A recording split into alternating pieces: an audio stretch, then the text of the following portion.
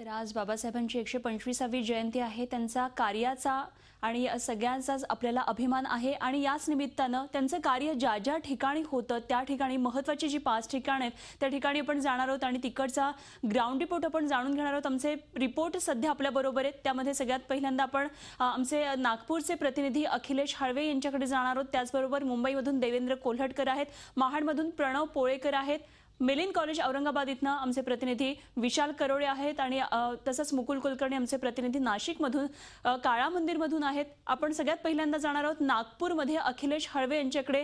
अखिलेश, आज निश्चितच खूप मोठ्या कार्यक्रमांचं आयोजन तिथं करण्यात आलेलं असेल. एकंदरीतच दीक्षाभूमी नागपूरमध्ये जे बाबासाहेबांचं जे सगळं कार्य होतं त्याविषयी आणि काय काय नेमके आज कार्यक्रम असणार आहेत त्याविषयी सांगाल?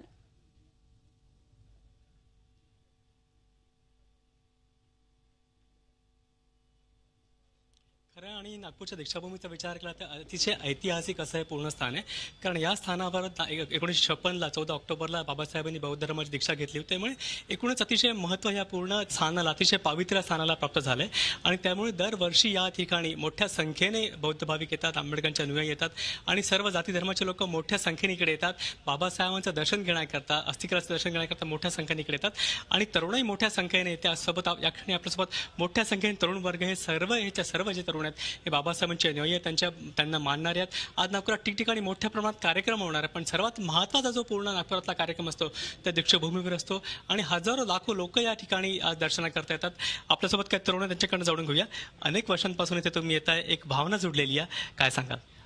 सर, आम्ही आज कृषी महाविद्यालयाचे विद्यार्थी आहे, कृषी महाविद्यालय नागपूर.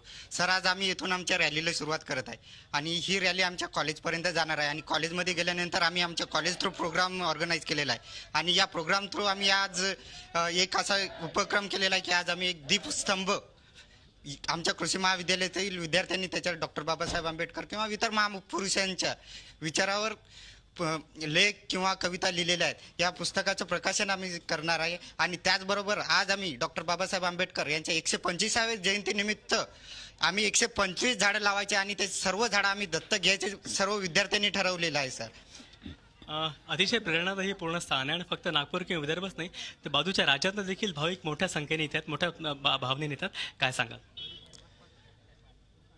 भाविक खूप श्रद्धेने म्हणजे भावनेने येतात. म्हणजे कसं त्यांना ते भावना मिळते तिथून बाबासाहेब. मी 8 वर्षापासून येतोय. मी कॉलेजला ज्या दिवसापासून जॉईन झालो तेव्हापासून येतो. आम्ही प्रत्येक वर्षी रॅली काढतो, वेगवेगळे प्रोग्राम घेतो. 14 एप्रिलचं दीक्षा म्हणजे ज्या दिवशी दीक्षा घेतली होती त्या दिवशी पण आम्ही कार्यक्रम करत असतो. मोठ्या संख्येने भाविक येतात, काय प्रेरणा मिळते त्यांना? सर, प्रेरणा म्हणजे हीच की जी बाबासाहेब आंबेडकरांनी जगाला समतेचा आणि बांधुत्वाचा जो संदेश दिला तो संदेश अवघी जगाच्या सर्व पाठीवर पाडला जावा आणि जगाचा विकास व्हावा. ज्याप्रमाणे आज 125वी जयंती आहे आणि ही जयंती अवघ्या जगात साऱ्या जगामध्ये मोठ्या प्रमाणात साजरी केली जाते. तर त्या दिवसाचे औचित्य साधून आम्ही सुद्धा आमच्या ऑर्गनायझेशन थ्रू त्याचा एक पायबंधा म्हणून आम्ही आपल्या कॉलेजमध्ये साजरी करत आहोत आणि विचारांची प्रेरणा सर्वांना देऊ असे आम्ही प्रयत्न करत आहोत.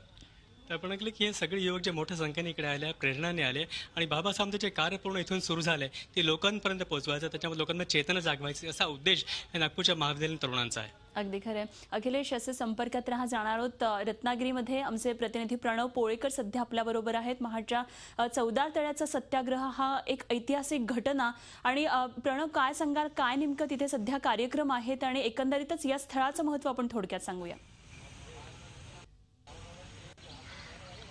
अनुपमा, हे स्थळ जे आहे ते 20 मार्च 1927 साली याच ठिकाणी बाबासाहेबांनी दलितांसाठी हा 14 तळ जे आहे ते खुलं केलं होतं आणि खुलं केल्यानंतर इथल्या पिण्याच्या पाण्याचा प्रश्न जो आहे तो इथल्या बाबासाहेबांनी जो आहे तो सोडवला होता. हेच महत्त्वाचं वैशिष्ट्य या ठिकाणचं 14 तळ्याचं सांगितलं जातं. दुसरं महत्त्वाची गोष्ट म्हणजे या ठिकाणी आज जे हेलिकॉप्टरद्वारे पुष्पवृष्टी, त्याचबरोबर या ठिकाणचे जे धम्मज्योत जे आहे या ठिकाणी घेऊन आली जाते. आजूबाजूच्या गावातली लोक या ठिकाणी येतात आणि धम्मज्योत जे आहे ते या ठिकाणी बाबांना दाखवली जाते आणि त्यानंतर पुन्हा आपल्या गावात निघून जातात. अशा पद्धतीचे आज कार्यक्रम या ठिकाणी होणार आहेत. मोठ्या संख्येनं लोक या बाबासाहेबांचं दर्शन घेण्यासाठी किंवा इथे अभिवादन करण्यासाठी या ठिकाणी येतात. त्याचबरोबर आपल्यासोबत सतीश टिपणीस सर आहेत की ज्यांच्याकडे महाडला आल्यानंतर बाबासाहेब कायम वास्तव्याला असायचे. सर, म्हणजे काय काय आठवणी आहेत? बाबासाहेब कधी कधी तुमच्याकडे यायचे? बाबासाहेब ज्या ज्या वेळेला महाडात येत असत त्या वेळेला बाबासाहेब आमच्या घरीच उतरत असत, अन्यत्र कुठेही उतरत नसत. जे काही चळवळीचे डावपेच वगैरे होते रिपब्लिकन पार्टीचे त्यावेळच्या म्हणजे दलित चळवळीचे, ते सगळे डावपेच आमच्या घरामध्ये टाकले जात असत. माझ्या वडिलांचे मेवणे अनंत विनायक चित्रे, ते अशी मंडळी एकत्र येऊन त्या ठिकाणी ते डावपेच आखले जात असत. बाबासाहेब, माझी प्रथम भेट बाबासाहेबांची जी झाली ती रजगृहावर झाली होती. त्यावेळी मी 8-10 वर्षाचा होतो आणि वडील नेहमी डॉक्टरांकडे जाणे येणं असल्यामुळे त्यावेळी ते मला घेऊन गेलेले होते. आणि त्यावेळी बाबासाहेबांनी मला अगदी जवळ बोलवून वगैरे पाठीवर हात वगैरे फिरवून, शंकर नावाचा त्यांचा असिस्टंट होता, त्याच्यामार्फत त्यांनी आम्हाला चहा वगैरे दिल्याचं मला आठवत आहे. मी जो त्या ठिकाणी भारावून गेलो होतो तर डॉक्टर साहेबांची ग्रंथसंपदा जी एक आहे ती बघून मी भारावून गेलेलो होतो की त्या ह्याच्या घराच्या ह्याच्यापासून फ्लोरीपासून जवळजवळ छतापर्यंत कपाट होते आणि त्या सगळ्या कपाटामध्ये ठासून ग्रंथ भरले होते, म्हणजे लावून ठेवलेले होते. आणि का कोणासूक मला त्या ठिकाणी अतिशय ते भावलं माझ्या मनाला. नंतर मग माझे वडील आणि डॉक्टर साहेब यांच्या राजकारणावरच्या गप्पा सुरू झाल्या आणि मी ते सगळे ग्रंथ जे होते ते न्याहाळत होतो. मला काही त्यातलं कळत होतं अशातला भाग नाही, पण ते एकंदरीतच डॉक्टरांची बुद्धिमत्ता मला मात्र त्यावेळेला कळून चुकलेली होती. नंतर नक्कीच अनुपमा, या टिपणी सर आहेत आणि टिपणी सरांच्याकडे ज्यावेळी महाडला बाबासाहेब यायचे त्यावेळी ते टिपणी सरांकडे राहायचे असं सांगितलं. प्रणय, टिपणी सरांच्या या आठवणी, बाबासाहेबांबद्दलच्या या आठवणी इथपर्यंत पोहोचल्याबद्दल धन्यवाद. असे संपर्कात रहा. तसंच बाबासाहेबांचं हे कार्य ज्या ज्या ठिकाणी मोठं होतं, अर्थात संपूर्ण भारतात आणि भारताबाहेर सुद्धा त्यांचं सगळं महत्त्वाचं कार्य होतं. मात्र अशा ठिकाणी आपले रिपोर्टर्स आहेत, त्यांच्याकडून आपण आणखी माहिती घेत राहणार आहोत. सध्या नाशिकहून आमचे प्रतिनिधी मुकुल कुलकर्णी आपल्याबरोबर आहेत. काळाराम मंदिराचा सत्याग्रह, मुकुल, काय सांगाल नेमकं एकतर या घटनेविषयी आणि आता नेमकं तिथे काय काय कार्यक्रमांचं आयोजन करण्यात आलेलं आहे? अनुपमा, बाबासाहेबांच्या आयुष्यामध्ये ज्या काही ठराविक घटना आहेत अत्यंत महत्त्वाच्या, त्याच्यामध्ये सर्वाधिक महत्त्वाची घटना म्हणून नाशिकच्या काळाराम मंदिराचा सत्याग्रहाकडे बघितलं जातं. साधारणतः 2 मार्च 1930च्या आसपास हा सत्याग्रह झाला. 5 वर्ष 7 महिने 11 दिवस असं साधारणतः 5.5 वर्ष हा सत्याग्रह सुरू होता. आपण आता जे दृश्य बघत आहोत हेच ते काळाराम मंदिर आहे, ज्याचं धार्मिक पौराणिक महत्त्व अनन्यसाधारण आहे. मात्र त्याचबरोबर सामाजिक समरसतेचं, विषमतामधली दुही नष्ट करण्याचं आणि सवर्ण उच्च नीच असा भेद नष्ट करण्याचं एक दैदिप्यमान साक्ष देणारं असं हे एक वास्तू आहे, असं एक मंदिर म्हणून याच्याकडे बघितलं जातं.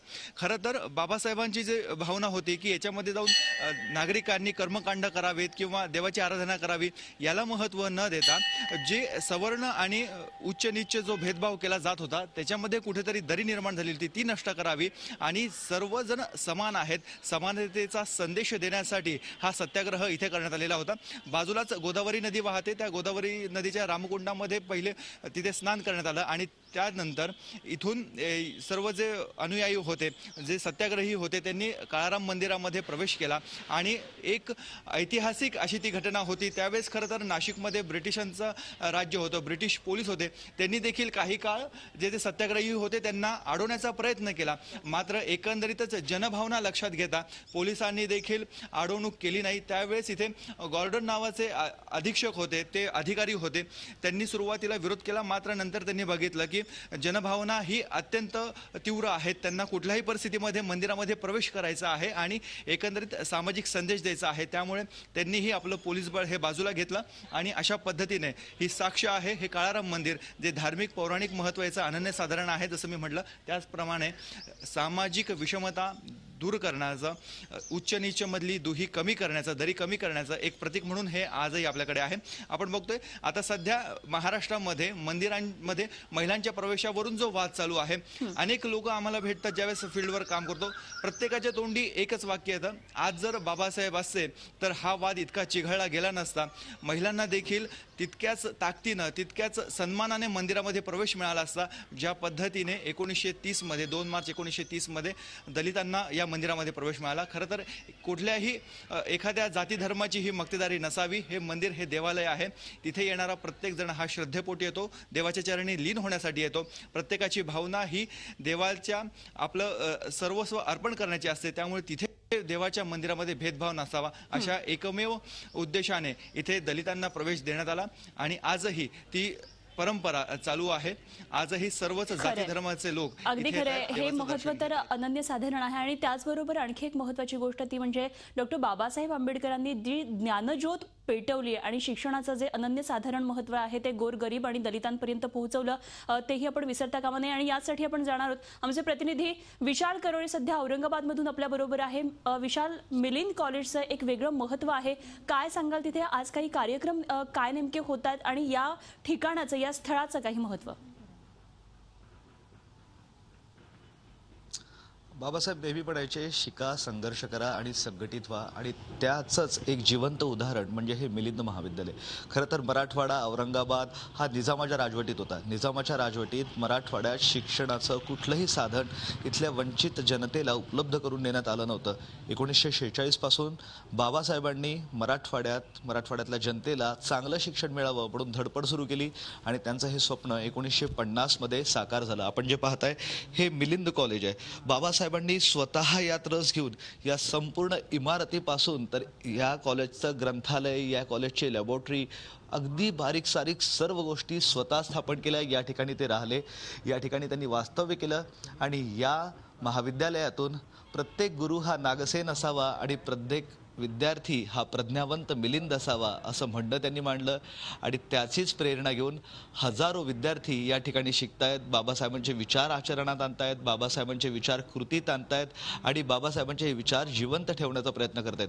खरं तर ही महाविद्यालयाची वास्तू फक्त एक बिल्डिंग नसून बाबासाहेबांच्या विचारांचं जिवंत प्रतीक असल्याचं इथले विद्यार्थी सांगतात. आणि म्हणून आजही ही ऐतिहासिक वास्तू ज्या पद्धतीनं अगदी साधी बांधण्यात आली होती त्याच पद्धतीनं हिची जोपासना करण्यात आली आहे. आज बाबासाहेबांची जयंती, त्यामुळे कॉलेजमध्ये अनेक कार्यक्रमाचं आयोजन करण्यात आलं आहे. सकाळी सकाळी बाबासाहेबांना आठवणींचा एक कार्यक्रम करण्यात आला. त्यानंतर दिवसभर इथल्या ग्रंथालयामध्ये, या कॉलेजमध्ये बाबासाहेबांच्या आठवणी जिवंत करण्याचे अनेक कार्यक्रम सुरू राहणार आहेत.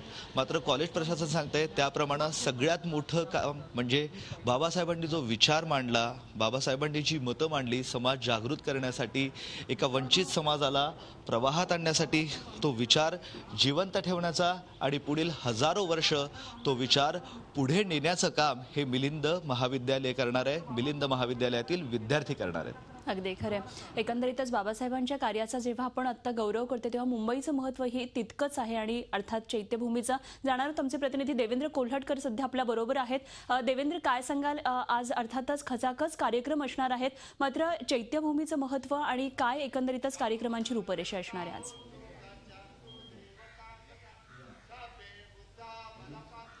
अनुपमा, भारतरत्न डॉक्टर बाबासाहेब आंबेडकर यांची 125वी जयंती जी आहे ती मुंबईसह देशभरातच मोठ्या उत्साहात साजरी केली जाते. आपण आता संबंध महाराष्ट्रभरात कशा पद्धतीने ही जयंती साजरी केली ते नुकतंच ऐकलेलं आहे. मुंबईमध्ये देखील मोठा उत्साह आहे. खास करून चैत्यभूमीचा जो परिसर आहे, चैत्यभूमीला प्रेरणास्थान मानलं जातं आणि या चैत्यभूमीच्या परिसरामध्ये पहाटेपासूनच जे आहे ते बाबासाहेबांच्या आठवणी असतील किंवा त्यांच्या आयुष्यावरती विविध कार्यक्रम जे आहेत ते सादर केले जातात.